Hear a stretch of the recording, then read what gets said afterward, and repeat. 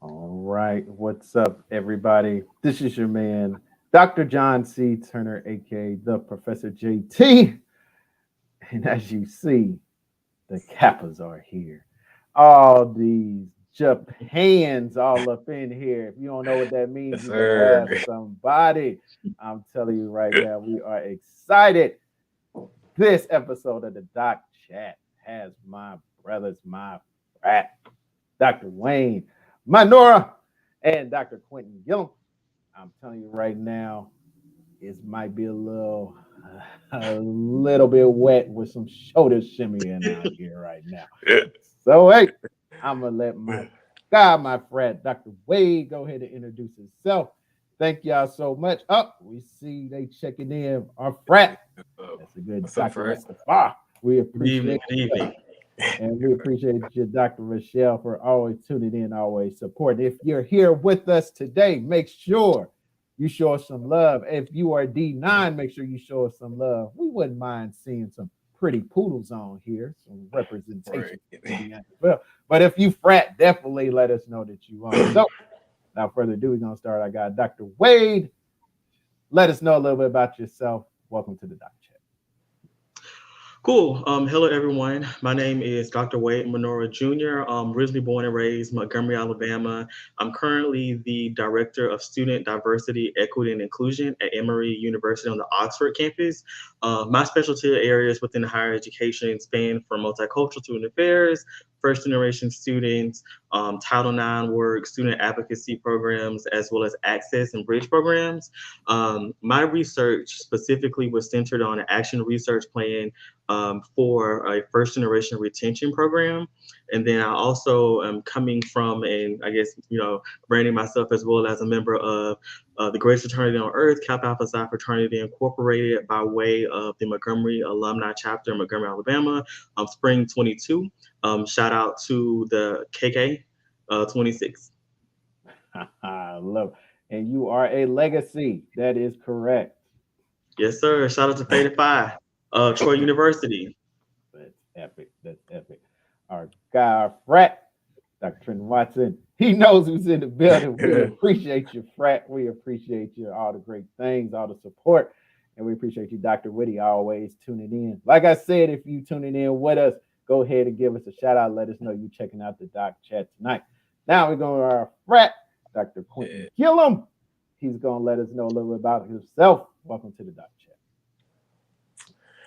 So, I'm Dr. Quentin Gillum. I'm born and raised from the 219, Gary, Indiana, GI.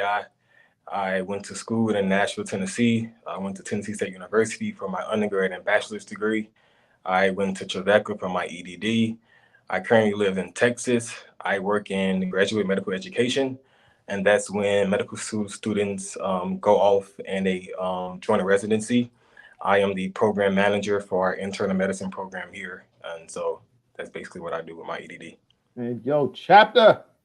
Oh, Nashville Alumni Chapter, Spring 22, PK, Trade Club, shout out. Absolutely love it. That's Indiana coming back for some more of Indiana, just like Listen. myself. Spring 07, Indianapolis Alumni Chapter, original Gamma Chapter. I'm telling you, it ain't nothing like Indiana in the building. So we're going to start with my friend, Dr. Wade. Tell us a little bit about what led you to go get your doctorate degree. Yes. So I'm the first in my family to achieve I would say a post secondary. My father did attend university at Troy University. Unfortunately, he wasn't able to complete his bachelor's journey like straight through, but he did go back and receive his bachelor's and master's degree when I was in high school. Shout out to him. But I feel like I was doing majority of the work to kind of help him through his time at college university in Montgomery, Alabama. And what really inspired me to get my doctoral journey is I work with college students. And at the time, I was just noticing that the respect level for a lot of Black males, especially young Black males in higher education spaces, it wasn't as up to my standards. And I was like, for one, I wanted to beat the system at its own game. So I felt like if I received a doctoral journey, then I could at least get into those rooms and spaces to make the changes needed to support our underrepresented students on campus. But also, I was noticing that I was the only Black male on my campus a lot of times, walking through the halls, and I'm basically, the pseudo parent for all the Black students. And I was noticing that the Black students, they didn't have a lot of representation of like that high achieving mark, like all the other demographics on campus. And I was like, I wanted to do this for them. And even in my acknowledgments, I thanked them because they also motivated me to not just apply, but they motivated me to like keep going when those days came, because they would check in on me and say, "Hey, Mr. Wade, how was your reading yesterday?" So they kind of focused me in to it. And then I just wanted, a badge of honor for my family. On my mom's side, she's a very huge, large family. My grandmother had 8 children, and she was also from a huge family herself. And I wanted to take something back to that household, the Leonard household. On my dad's side, on the Manora side, no one has a doctoral degree, on any tree that I was able to look at. And I wanted to kind of disrupt that. And I wanted to say, okay, we're going to have one. And now look at my cousins. A lot of them are either have successfully completed their bachelor's degrees, or they're pursuing their master's degree. And hopefully, I like to say that hopefully I played a role in that type of inspiration for them. Absolutely love it. Absolutely love it. They're showing us love out here. We appreciate you, Florence, for checking in. We appreciate that. No, my God, Dr. Trent Watson had to show love. He is Tennessee State as well. He is just showing that mad love. And we appreciate you, Dr. Marcus, checking in as well. I'm telling you, they loving the frat. They loving it. We see you, Doc. We see you, boy. They came through solo. You got to watch them now. Got to watch them. Solo. Dangerous out there. Right. We appreciate you. Dr. Quentin, why go get a doctorate degree, man? Why go do that? So I actually wanted to get a law degree. My bachelor's and my master's in criminal justice. So I was like, man, law school for me, I'm going to be a criminal prosecutor. And God said, no, you're not. And so my faith is really important for me. So I said, well, wherever he has planned for me, I know like, when I walk into that door, it's going to bless me. And so like I had got accepted into a law school, but it was like pre-conditioned. They're like, hey, if you pass this class, you'll get a full ride. And one thing I know about God is he'll never give me anything pre-conditioned. Like when he give me something, he'll give it to me all the way. And so I was like, well, maybe this is not the route for me. So I was a graduate assistant at the time. I was in adjunct. I was teaching a class at TSU doing my master's, and I fell in love with it. I love teaching. I love pouring back into people what I know. And so my mentor and some of my friends was in the program. And so I reached out to them and they told me about it. I applied and I got accepted. And that's basically how I got to the EDD. But now I actually wanted to be a lawyer. So it was just like a totally switch for me. But it's been perfect though. I've been able to, I work in healthcare, but because I work in graduate education, I'm able to educate our residents, especially those that come from like university where they don't see nobody like me. And then like our population here in Austin is like really heavy Hispanic. And so our residents need to learn how to, communicate with the patients that they serve, and a lot of them don't know how to because they don't really see those people. So it's teaching them how to have that patient relationship. This is not like a mannequin no more. This is real life. So it's just really teaching them how to bring those human skills in the floor when they're doing their rotations and they're doing their one-on-ones with their patients and stuff. So that's epic. That's epic. And both of y'all got the heart to give back to the community, give back to the folks who are giving so much to you all. That's what it's about, getting that doctorate degree. That's what it's about, achievement. Yeah. Kappa Alpha Psi, baby. That's what most definitely. Hey, every day. Y'all tuning in. Let us know. We here on the Doc Chat. Got Dr. Wade, got Dr. Quentin. They are my frat, Kappa Alpha Psi. We from Indiana University, 1911. If you don't know, now you know. Hey, we out here doing big things. I'm proud of these brothers. I've seen their journey. I was connected with them before both of them became doctors and before both of them became Kappas. And so I am so proud of these brothers because I'm telling you, sometimes you might be an inspiration and don't even know what you know about that. God is incredible. So I'm going to go back to Dr. Wade. So you're in the program. Mm-hmm. A lot of times they don't tell us a lot about what the program is like and what it's about. What helped you and pushed you get to that finish line, and what shocked you while you were in that program? Um, so my doctoral journey, University of Georgia, in their EDD of Learning, Leadership, and Org Development program. It's a 3-year model, I should say. So some students finish in 3.5 years, some finish in that 5 year. Some are, our forever doctors, and we love them. But what really motivated me is I kind of walked into it with almost like a chip on my shoulder because I knew I was going to finish this because I was finishing for something bigger than myself. So I was the baby of my cohort. I was the youngest one. So I'm representing not just, as an African American Black man in the cohort, but I'm also representing all of the millennials that a lot of my peers they are, working with. So I wanted to make sure that I'm having a good, you know, homage and representation of what the caliber of people that are in my age demographic in academic spaces that meant a lot to me. So what pushed me like all the way through is just reminding myself there's no quitting, in this. You're gonna finish, you started. This is exactly what your end result is gonna be. I went into it day one looking at my major professor saying, I'm gonna finish. Now some people may went in the cohort, went through the program and said they just was kind of not sure.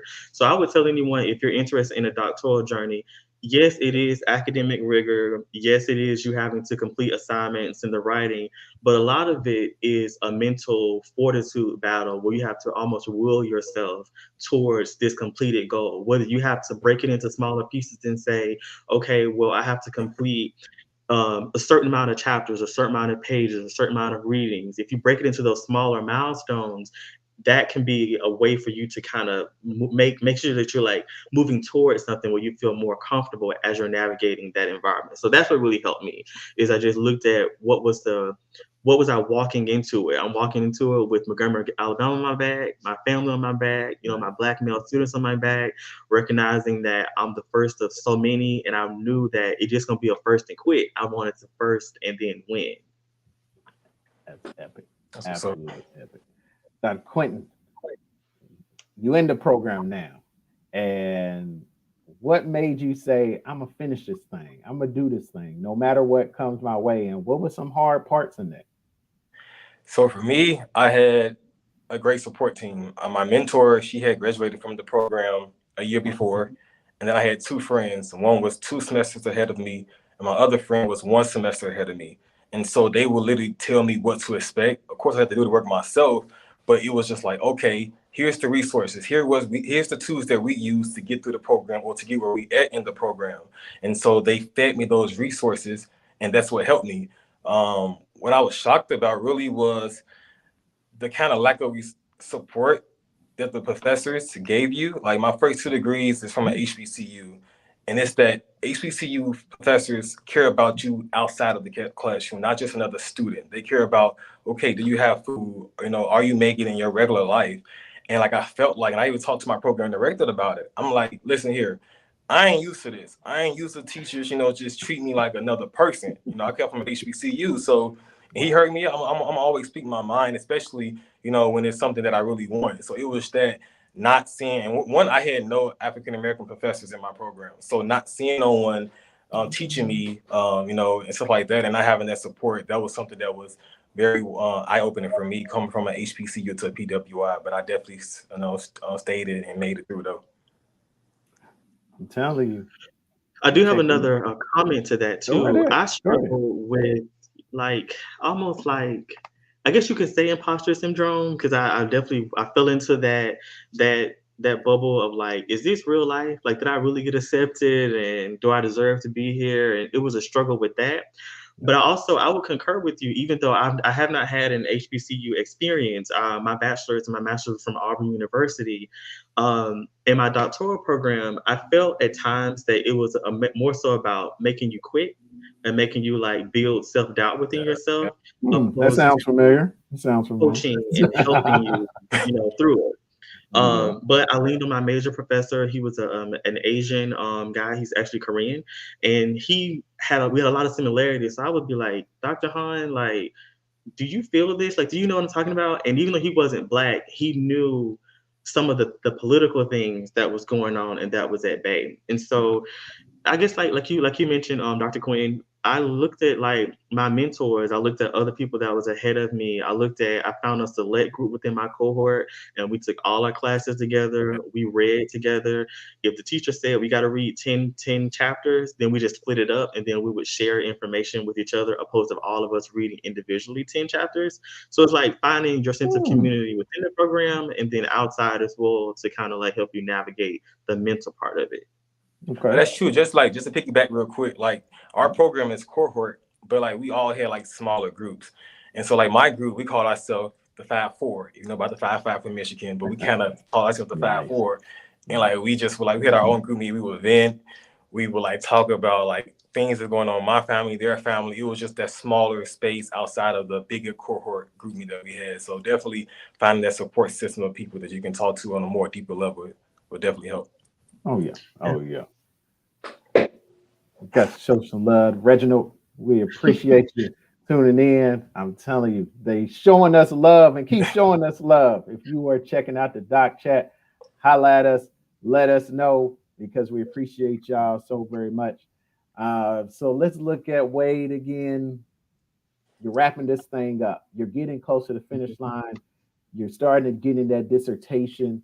Did you get the help that you felt like you needed? What were some hard parts of that dissertation? What really opened up your eyes to get to that finish line? And then how did it feel getting there?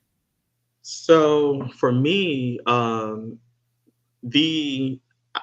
was basically doing my dissertation the entire time after my first comps. What was a struggle for me is I didn't pass my first comps. Actually, I failed it. They did not like the committee was not feeling my writing style. They did not like my theory. I was using other mothering theory, which is a theory about African American women, specifically their faculty members who, they have a very nurturing aspect. Well, all the faculty members that was in my program, they were all white. And they were all white or Asian. So no one really connected with that theory. And the chair of the department, she was a white woman. She just didn't like the theory because it didn't fit like the way that she thought faculty members should take care of, students. So she just flat out denied my comp. So I had to go rewrite my entire theoretical framework chapter. And once that knockdown happened and I got off that couch of sitting there for about 3 months of just trying to figure out, am I really qualified to do this? Crying to my professor, I did a lot of praying to just will myself out of like the pit that I fell into, because that self-doubt kicked in. Once I got out of that and I was like, okay, I'm gonna, it ain't no turning back, because everybody in the world know I'm in a doctoral program, so there's no quitting here. I'm not gonna be embarrassed. That was that. After that first failure and the imposter syndrome kind of like shook loose. That's when I was like, okay, well, I'm gonna be good here. I'm gonna do exactly what they asked, and I'm gonna learn my theory, all aspects of it. But I also went to the doctoral journey during COVID. So the middle of my research, they booted everybody off campus, and my research was based on a college campus retention theory. So I had to rework and kind of like infuse like this new virtual space into retention. So that was kind of made it a little bit more difficult. But at that point, I was like, it ain't no turning back. I'm going to be finished up out of here soon. So we appreciate it. We appreciate it. I'm telling you, they're showing the mad love, which we appreciate. We're going to already call you Dr. Matthew Carlos. Put it on your refrigerator. Put it on there. Write it down. Write it down. That's it. That's it. Habakkuk 2:2, write it down and make it plain. I stood on that. That's it.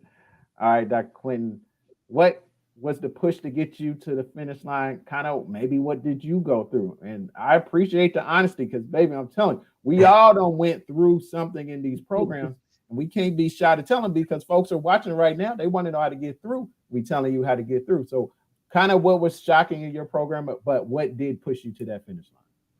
So for me, I feel like I was lucky. My dissertation chair is a Kappa. So my whole committee was Black men. So like I was just blessed. When I saw my committee, literally like every time we met, I just felt so inspired, because I'm like, listen here, if these Black men can do it, I can do it. And so like I was able to talk to my frat brother on a different level. So we would text. I'm like, hey, listen here, I'm trying to get chapter 2 submitted on this date. I'm trying to get chapter 3 submitted on this day, And because he was frat, I was able to, it wasn't always like Dr. Gardner. It wasn't so like professional, and so like he wanted me to finish. He'd been through the actual program that I've been through, so he knew how the program supposed to run, and we need to submit things and stuff. So for me, it was a little much easier because he had been through the program, and like I said, he was Fred as well.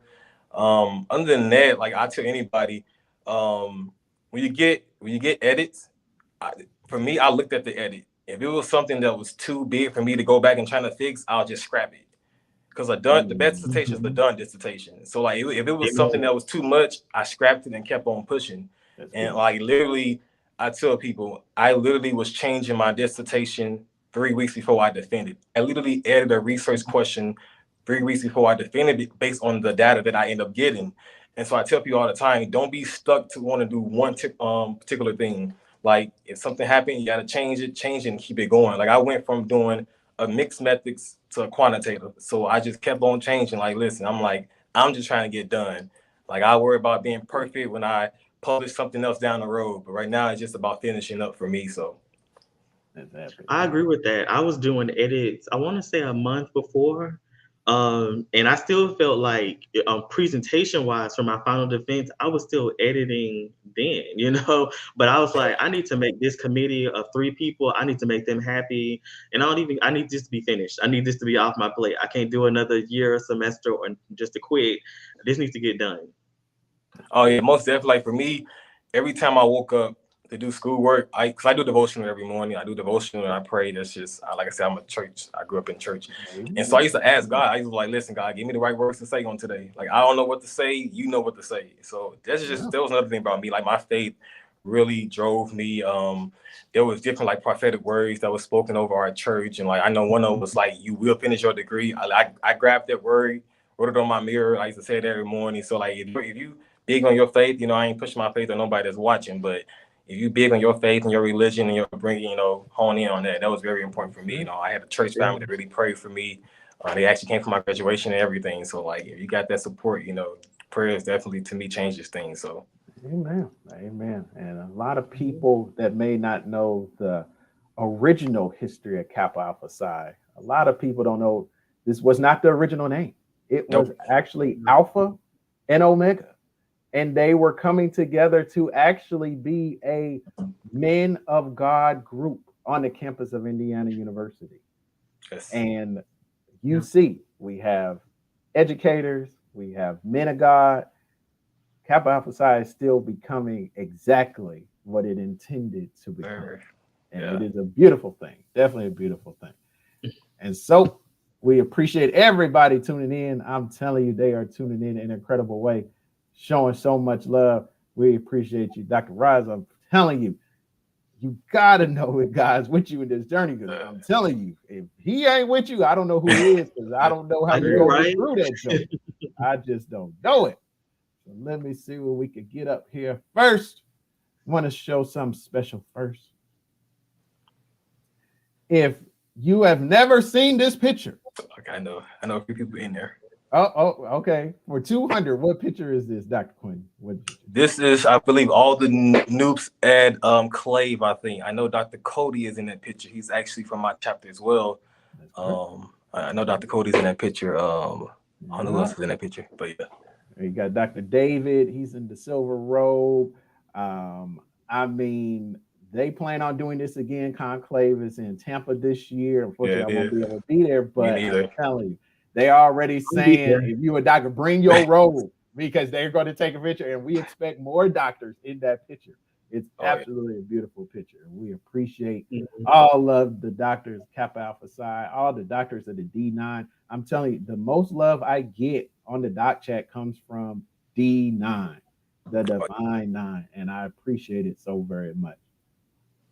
So this guy right here came on through Kappa Alpha Psi. Boy, he blessed my heart. I'm telling you, he clean as a board of health. And he works in the health department. So I'm telling you right now, that boy clean. I do. So tell us about the end. Graduating, you came through. What was that day like? Man, that day was great. That's actually some of my people that went through our program. Dr. Tanisha is a Delta, Dr. Talaria is an AKA. It was amazing. My Lion brothers came, my DP was there, my church family came up because I lived in Nashville, but I went to church in Alabama. So I used to drive from Nashville to Huntsville for church for almost 5 years. So that's the dedication to show you with me. But no, my church family came up. It was amazing. It was hot though. It was definitely hot. Like us doctoral programs, like we was in that mug hot, like the masters was in there chilling. I'm like, this road, like it was just hot out there. And then the weather in Nashville changes like every hour. So I live in Texas now, so I had packed something totally different because they said, oh, it'd be like 67. I packed a turtleneck, a suit. Oh, I get there, it's like 90 some degrees now. Yeah, it was just hot, but it was definitely a good day. Man, like, yeah, I had imposter syndrome. I'm like, I had to tell myself, was this real, and I actually did it. And so it was definitely a good day, though. Blessed day to be with my core members who we worked hard and vented with, finally walk across that stage and stuff like that with our family and friends to watch. It was definitely amazing. I never forget that day. epic. Absolutely epic. Let me keep on rolling here. My God, my friend, Dr. Wade. Now tell us a little bit about your special day walking across that stage. My day was amazing. I had some of my family was there. My mom was there. My father is also chapter invisible, and that means he has passed on to all of the 9 Kappa Alpha Psi members within the chat. But that was an emotional day for me because that was the first big thing that I have accomplished to that magnitude. And my father wasn't there, and I was just like, wow, like I've kind of reached its pinnacle, especially as a brother now, and I felt like, wow, like I'm representing something more than myself, my with the family situation. But as you can see, my that's my major professor, and I wrote that in Korean because I wanted him to know, like, I'm learning your culture, you're a part of my story as well. So I gave him a picture with just a picture of me like on day one on one side and the finished product because I'm his first doctoral student to finish. So I was very happy to do that for him as well. On another picture, the first picture that you showed, that was one of my students that I helped transfer to to Georgia Tech.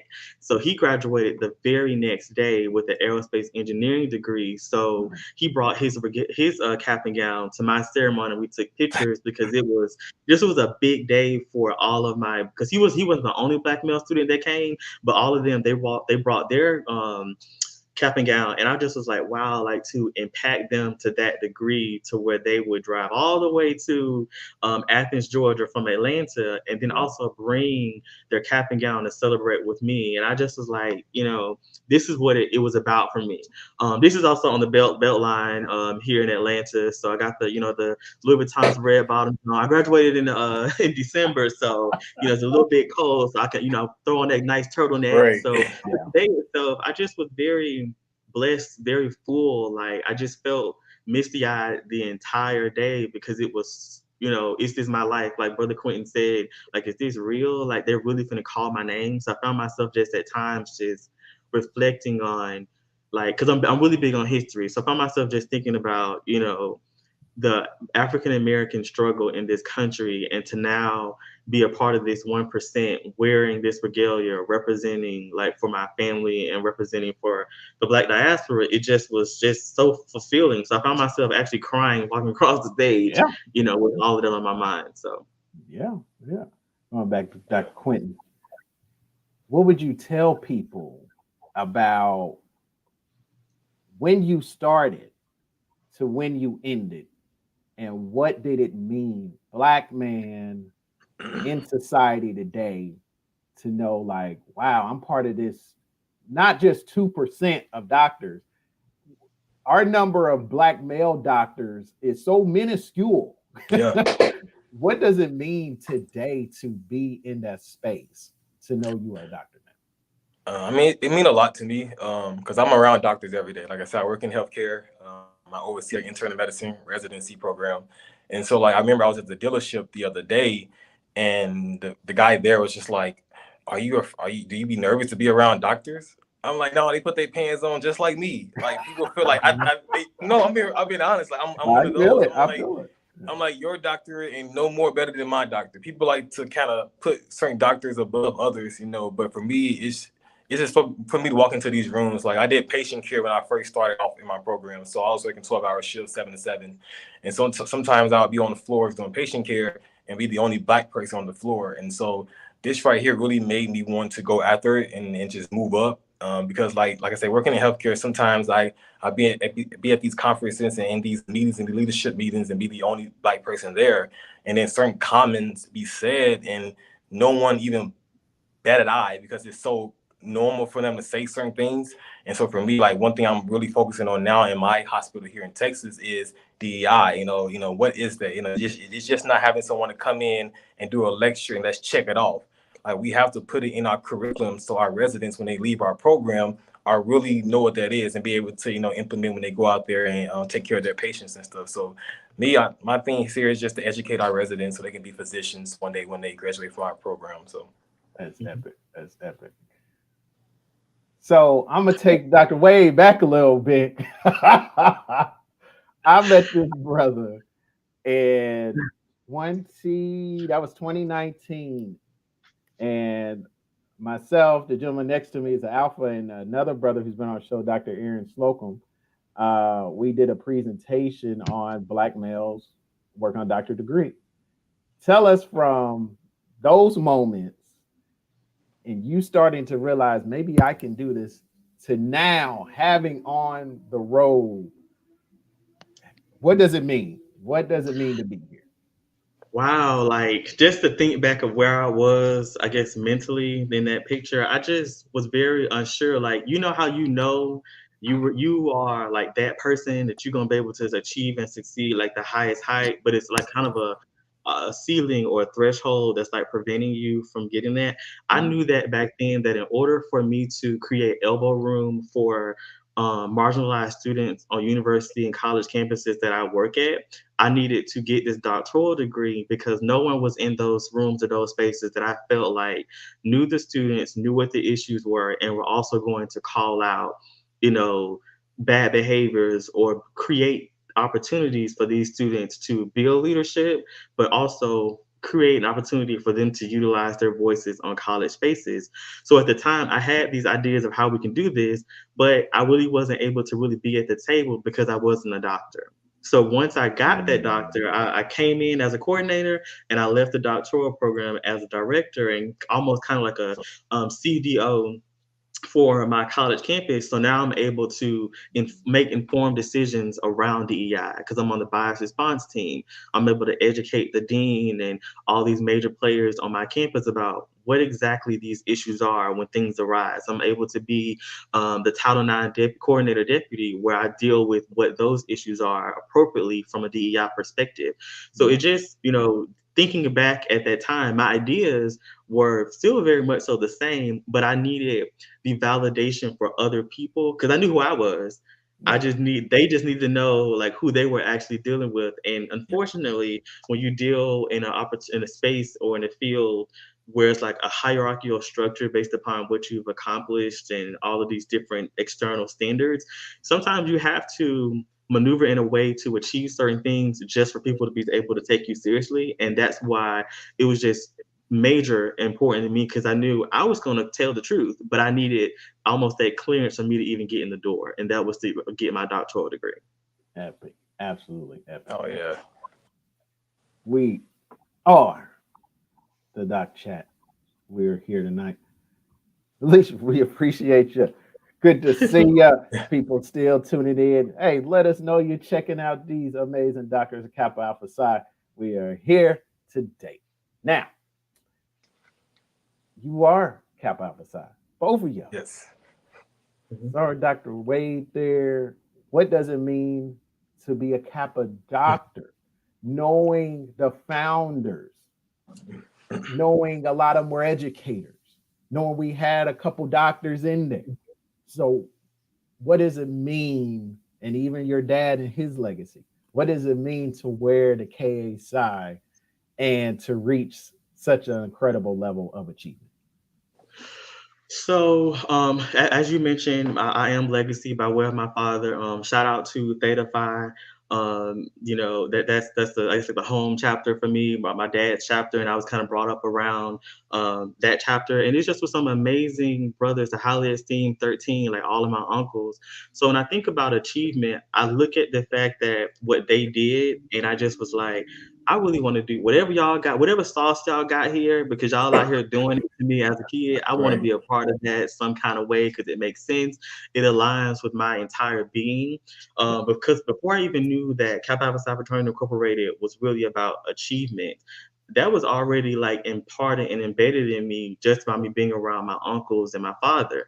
And then once I kind of started to get the realization that, okay, this is an organization, this is a business, this is a legacy, this is a major thing here. What really stood out to me and what it means to be a member, but also be a doctor, is that now not only am I being a beacon of hope, but I'm also continuing a dream, you know, by the dreamer of our organization, that you could just envision where you want to go, but you have to, it's a mental thing. And for me, when I was at Auburn University, as a, I guess, a child of the Trayvon Martin movement, because I was an undergrad when that happened, and noticing how people were maneuvering, but they really wasn't necessarily calling it out and doing what we as young people really wanted them to do. And I was like, something got to give here, because the Yeah. people in these spaces, they're not speaking the language. They're not doing what we really want them to do. And for me, when I thought about the organization aligning with who I was as a person, I'm thinking about, hopefully, and as you saw in that picture, that these young men that I'm interacting with, not only will they continue on with the trailblazer of like just achieving just in general, but maybe they would find something interesting within an organization to continue that legacy from the initial dream. That's epic. Absolutely epic. And Dr. Quentin, now being Kappa Alpha Psi, knowing those 10 founders and the dreams that they had, what does it mean to you getting to this level of achievement in your life right now? So for me, like I said, I'm from Gary, Indiana. So I'm from Indiana. So I Yeah. grew up seeing Kappas all the time. I had a principal. He went by Mr. Piggy. And one thing Mr. Piggy always did, he created this what he called an HBCU college tour. If you're from Indiana, you know we have no HBCUs in Indiana. And so I remember like, okay, I went on this tour. I'm like, HBCUs. I'm like, what is this? You know? What is And it? like to go to these campuses and see black people. You know, I remember we was touring. I call it NCAT, but North Carolina A&T. We Yeah. was touring their campus, and the SG Rose was actually having a probate while we was there. So it was just seeing black people in their blackness and not being unafraid to show it. You know, I had been to IU Bloomington campus before, IUPUI, IPFW. I've been to those campuses before, but I didn't see myself there. You know, so I went to these HBCUs. I toured Shaw, Johnson, C. Smith, Hampton. I was like, man, like this is where I need to be at. And so I was in band. I played the trumpet. And I remember at the Circuit City classes that we have in Annapolis, it was Yeah. TSU versus NCAT. I'm like, Wow. TSU. I'm like, okay, I never heard of this school. You know, I'm like, I ain't think they had a HBCU and TSU in Tennessee. Tennessee, So I yeah. researched it. I went there, and it was just everything for me. You know, like I said, my dissertation chair was a Kappa. So seeing him make it who I wanted to be, so having those people and have people from back home, I was just like, man, like I want to be what I saw growing up, and that's what I am to people. People come to me. I'm like, when you cross, you're gonna be a when you cross. But what's going to keep you active? What's going to keep you involved in the fraternity? It can't just be okay. I want to be that. You're gonna reach that one day, but it got to be something that's keeping you want to put into work. Are you mentoring young men, or what are you doing to continue to lift this organization, this fraternity to great heights? Because we can't keep it at the norm. I mean, we'll be stagnant. We'll never go nowhere. So we definitely still got more work to do in this fraternity. Epic. Yeah. Absolutely epic. So, our great friend, Dr. Michelle, who's been on the show, she says, That's a good question. I like you got that to question. Yeah. graduated. What's next? So, Dr. Wade, what's next for you? That's a good question. So I currently have a scholarship in my hometown. It's called Pushing Forward, with a Wade Manora Jr. scholarship, and it's basically for a 12th grade student, rising freshman in college, whether they're attending an HBCU across the country or to attend any college within the state of Alabama. It kind of gives them that extra push, but it's kind of a 2-round interview, and I want to build more infrastructure around that, but also increase the funding, because right now I provide $500 to each student. So my goal is to get to at least $2,000 for that student. Career-wise, I'm looking towards, hopefully and prayerfully, continuing to gain a better understanding of the hierarchical structures, because I really want to institute change as a part of my program or org development, so I can one day become a dean of students, or a vice president of academic inclusive excellence, which is that's your DEI excellence programs. So your bridge programs, your mentor mentee opportunities, tutoring, study abroad opportunities for underrepresented students on campus. And that's where I see myself kind of forging the most change, because that's what I'm most passionate about. And then I also would like to develop a consulting firm for DEI to help other corporations or other institutions build the ground level infrastructure to either do DEI training or to help retain underrepresented students. And of course, I got probably 2 more books under my belt in my mind that now I got time to write. I'm gonna start writing these books. I'm just gonna I put that love out there in the atmosphere. That's Oh it. yeah. I love it. I love it. Dr. Quentin, got the question. So What's next, man? What's next? So I got 2 things. One, I'm writing a memoir. It's about a part of my life when I was 12 years old. So I lost my parents when I was 12. So that memoir is basically that moment and everything that happened during that time. Then I'm also launching my foundation. We call it the Quentin Gillum's Foundation. We have different pillars. I want to, one, give away scholarships. One thing I was struggle with was finding criminal justice scholarships. I didn't see a lot of those when I was in school, and then also Indiana scholarships. So I have one for people that's from Indiana, but you have to go into HBCU. I just love HBCU. I support them. One, if you're a band student going to the HBCU, my band director, like I said, she opened my eyes up as well to the HBCU. So I've always honor her everywhere I go. And just like I say, just to get back and just support into these residents. Like I said, I'm here in healthcare, in residency, trying to make these residents the best physicians they can be when these 3 years are up. That's epic. I absolutely love it. We're here on the Doc Chat. They're still showing us love, which we appreciate. We appreciate you, Frat. I see you out there, the good Dr. Rise. And I'm telling you, we want to make sure that people understand what this journey really is. So we got a few minutes here, and I really want y'all to be really intentional about what you're about to say, because there's a doctor that's looking right now. Somebody that's in the program or thinking about being a pro, just like where you was, Dr. Wade, when you sat and saw us presenting all those years ago. What would you tell them right now in this moment if they're preparing for a program or if they're in a program? This is what you should be thinking, and this is how you should get done. So the first thing I would say, start with yes. I was someone that was turned down within the same semester, 3 different doctoral programs. So I got 3 no's before I got that one, but you only need that one to enter inner door that you go into. Wow. So that was the one. But once I got that one yes, that was like I had to tell myself, like, no matter what happens, no matter what identity I hold, no matter that I'm walking in here as a coordinator and everyone else in here is a VP or of a higher hierarchical status, they know no more than I do. I'm gonna be the king of this castle. I'm not gonna bully no one, but I'm gonna show up because I want them to know that Wade Manora Jr. is in this room as well. So I would talk to myself. It was a mental thing for me. I would also tell anyone that's in a doctoral program is to get organized. I literally lived on Microsoft OneNote, and that's an application within Microsoft Office where you can like create pages, you can drop in presentation, PowerPoint presentation, documents, you can do multiple pages, I should say, of like notes, articles, the whole thing. And once you get organized, once again, this major dissertation that you're going to be crafting and creating, you're basically chunking it into smaller places to where you could see yourself moving towards something. I also use Google Docs and Google folders to encrypt data, and I was organized in that fashion. So if I would say to anyone, it's mentally and then the organization. If I didn't have those 2 things where I was like actively pursuing and working on, I don't think it would. Well, I know it wouldn't have happened without the mental part, and it probably wouldn't have been a success at all if I didn't have the technology part of it. Interesting enough, Dr. Raj just kind of brought that up. Let me put that up. And Dr. Quentin can kind of go into that a little bit too. So, being that doctor now, if you could say some words to a prospective doctor or anybody that's in the doctor program, what would you tell them? Number one, I would say, if you're not a scheduler, become a scheduler.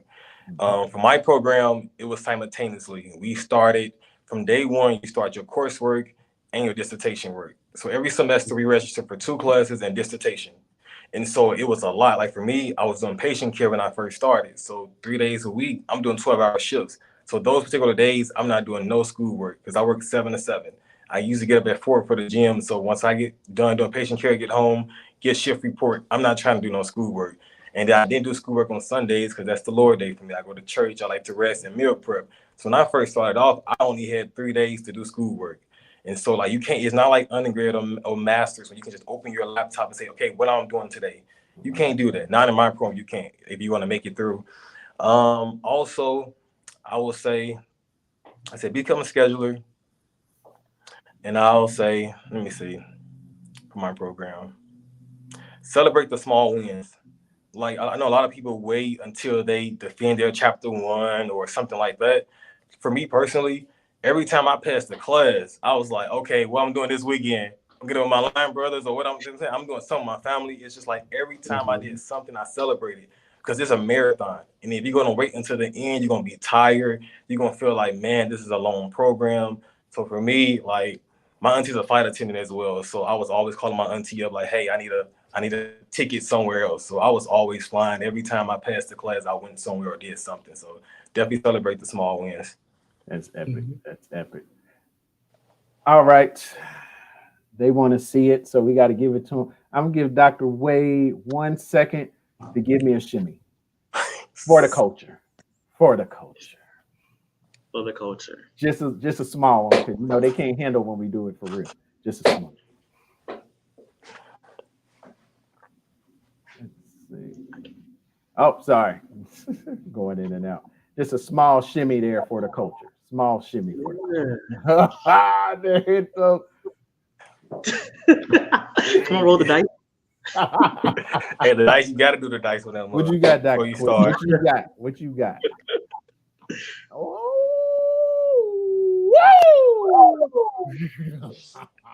You got to ride out on that mug. I'm telling you. We got another quick question. So now that you are doctors, how do you feel about the title of being? That's a good question right doctor? there. So yeah. Dr. Wade, how do you feel about that, Dr. Wade? So I'm not that big on people calling me doctor or not, but in professional spaces, because I know the treatment is going to be different, I require for my colleagues and upper administration to refer to me as Dr. Manora, only because I know that that's that additional validation that they need. I don't need that. For my students, they like to call me Dr. Wade because I think that's just something like culturally it clicks with them. But I just go by Wade. You know, if people, I was somewhere and someone called me doctor, I forgot. I didn't even it never crossed my mind when they were speaking to me. So I feel like at times I feel like other people make it a thing more than actual doctors do. But professionally, yes, my direct reports, they can just call me Wade. I don't want to establish that hierarchy within my office with my staff. So just call me, you know, Wade via email. Dr. Wade or Dr. Manora is fine as well. But my colleagues at my level, or upper administration, Dr. Manora will do. That way I know we're speaking business. A part of you may diminish my message or my advocacy for the students. Okay. Dr. Quentin? Same for me. Like since I work in healthcare, you know, of course, the doctor word is just thrown out there all day. So I definitely, when I'm at work, I'm in my office right now. I'm definitely, I like you to call me that. I earned it. I put in the work. This is something. This wasn't no test I just took. I literally had to write over 200 some pages. So like for me, I definitely earned it. But if I'm just kicking it with my friends or just out and stuff like that, you can just call me Q, Dr. G, whatever you want to call me. I'm not really big on it. But when I'm at work, definitely because of the field that I work in. I like it. I'm telling you, I appreciate y'all so much tuning in. The great questions on the doc chat. And so, Dr. Wade, where can people find you if they want to connect with you? Yes, anybody up in here, you ever come through Atlanta, Georgia, hit me up. I'm someone that loves to be out and about. I'm always in the city. So at the Pont City Market, I'm doing whatever going on culturally that's black, you're gonna find me there. Movie theaters. So, but you can definitely find me via email. I'll put it in the chat, I should say, but it's gonna be Wade period MJR at gmail.com. And that's the best way. So if you need career development. So I was also a career counselor at Auburn University, where I work with undergraduate students and then professional level students. So if you need any support with writing a resume, cover letters, netiquette, interviews, anything of that gambit, I'm here to support that. I also do mock interviews with my students, and I wouldn't mind doing a mock interview with anyone that's on that's hearing my voice as well. Just reach out to me, and I can support you in that regard. And of course, via LinkedIn as well. All right. Yeah. Dr. Quentin, where can folks find you? Well, I only have LinkedIn. I have no other social media, so you only can find me on LinkedIn. I don't do social media. I'm like a young person, but not a young person at the same time. Yeah, I have no social media but LinkedIn. I don't look at that as social media. You can find me in Texas. I just moved to Texas about 6 months ago, so I'm new to Texas. I'm in Austin, so if you're in Austin, hit me up. I need some friends out here. I ain't doing really. I go up to Dallas a lot. That's where my granny live at. But other than that, in Austin, I'm by myself. So just hit me up. I definitely get out and do something. I love it. I love it. And shout out to these brothers. If you don't know, we're letting you know the Dot Chat will be on tour in the fall. Oh yeah, I'm going. DMV, Dallas, Atlanta. We coming. Atlanta, yeah. You are a I may have to go to all three of them. I'm definitely going to the Dallas one though. That's all right. If you are a doctor, prospective doctor, or just want to be around some fly doctors, we gonna have a social event that's gonna be incredible. So stay tuned for that. More is in the works. So we're gonna give Dr. Wade final word. What would you like to tell the folks before we jump off? So I would like to tell anyone that's either interested in the doctoral journey or in the doctoral journey right now is you really just have to talk to yourself. It is a mental thing. It will make you deal with yourself. So whatever past trauma, whatever insecurity that you have about yourself in the academic realm or any other time, because you spend a lot of time by yourself during this doctoral journey. People don't talk about that a lot, where it is a kind of a siloed situation. I did find myself just going to the park sometimes with a book and my computer, just like by myself, but I'm around other people to help me through it. But like I mentioned, I was also going through the COVID pandemic was going on during my journey. So I spent a couple days just in the house, writing for 3, 4 hours to like 3 in the morning. Because once my mind got fixated, I'm just like trying to get it out before I lose that momentum. So I would say talk to yourself, and it's okay to have the initial thoughts of self doubt or the initial thoughts of is can I really do this? But what you need to do is what helped me. I had a journal. So I would just write whatever my quick thought was, and then I would replace it with the affirmation. And for me, another brother provided me with this, Habakkuk 2:2, and it was basically write it down, make it plain. And so I would just literally write my name with doctor in the front whenever I had that little bug in my ear to say this isn't possible, and I would just write my name. And I would throw it away because ain't nobody know that I was doing that. But I just had to like basically write it down, make it plain, to tell myself I'm going to do this. Epic, absolutely epic. Dr. Quentin, last words before we jump off. Like I would say, three things: have a support system, celebrate the small wins, and be a planner. Like because we all have you're either married with kids, working for a time job. You may like to do sports. Like for me, I love going playing tennis. That's like one of my workouts. I usually go on Fridays to play a game of tennis or somebody. But yeah, you got to have that balance. Like I said, for me, my spiritual life, I prayed every time before I did anything. I had my affirmations on my prophetic words on my mirror in my bathroom. So I would say those in the morning. Or like I said, if I felt like I got down, thought I couldn't do it, or maybe I messed up on an assignment or something, you know, I go back in my bedroom and read those words to myself and stuff like that. Yeah, so for me, like my religion got me through this the most of it though. Like I'm always at church doing something at church or just praying or listening to somebody. You know, one of my favorite pastors is Bishop Brandon Jacobs. He's actually in Indianapolis, Indiana, and Hammond, Indiana. Yeah, so Bishop Brandon Jacobs is a good person to listen to. Of course, my pastor, Pastor Candy West, who's our pastor in Huntsville, Alabama. She's also an amazing singer. So, like for me, it's just listen to words and stuff like that. I cut on a church sermon at 8 o'clock at night. For me, is like certain time. Like I can get church anytime. So, just use what you know what's best for you.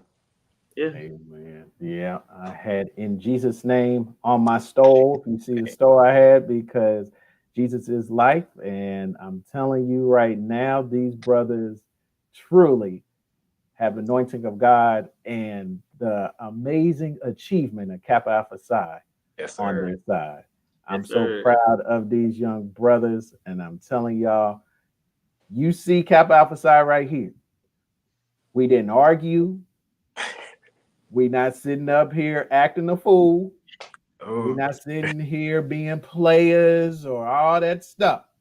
These are doctors of class, sophistication, and excellence, just like our 10 founders of Kappa Alpha Psi. And I want to say thank y'all, brothers, so much for carrying the amazing crest and shield of Kappa Alpha Psi to the amazing fulfillment that you have, and keep doing it, because I'm telling you, the best is truly yet to come. I'm proud of y'all. Thank you. Everybody on the doc chat, thank y'all for tuning in. We appreciate all the comments, all the great questions. We'll be back next week. Like I said, get ready. We going on tour, baby. The doc chat is going on tour. You're going to see great brothers like this. They going to be there with us. And until next time, we say peace out.